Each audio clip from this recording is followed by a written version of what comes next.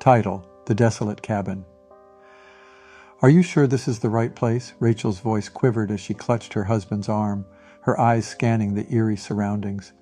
The cabin loomed before them, its decaying facade an ominous sight in the moonlight. Their car was the only sign of life for miles. John squeezed her hand, trying to conceal his own unease. "Yeah, this is the place. I found it online. It's supposed to be a secluded getaway, just what we need, right?" Rachel forced a smile, though her heart raced with apprehension. "I hope so. Let's get inside and get settled. It's getting colder out here." They entered the cabin, the creaking door echoing through the silence. The interior matched the exterior, neglected, musty, and filled with a palpable sense of dread. The couple exchanged glances, their excitement slowly waning. As the night deepened, strange occurrences plagued their stay. Unexplained whispers drifted through the rooms, chilling the air. Shadows danced on the walls, forming grotesque shapes that played tricks on their minds. The cabin seemed to come alive with malevolence.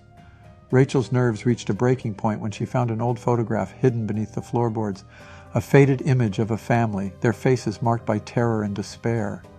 Panic gripped her as she recognized their own features distorted in fear. "We need to leave, John," Rachel pleaded, her voice trembling. "Something is wrong here. Can't you feel it?" John hesitated, torn between his own fear and his desire to reassure his wife. "Maybe we're just overreacting. It's an old cabin, Rachel. Strange things happen in old places."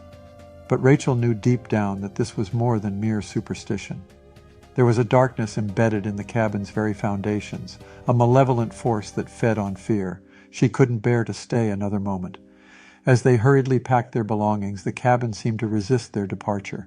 Doors slammed shut, locking them inside. The windows rattled violently as if trying to keep them trapped in their torment. With a surge of determination, Rachel fought against the invisible barrier.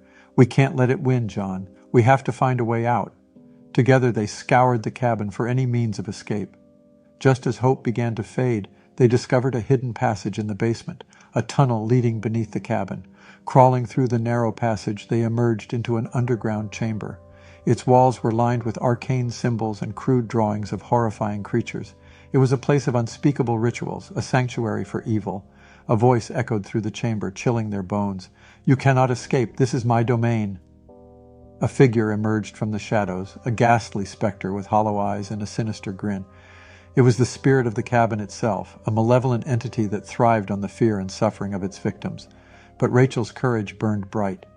"We won't be your victims," she declared, her voice steady and resolute. "We won't let you consume us." In a desperate struggle, they fought against the spirit's grasp. The air crackled with supernatural energy as their wills clashed. Rachel and John summoned every ounce of their strength, their love for one another becoming their shield against the darkness. With a final surge of power, they shattered the spirit's hold.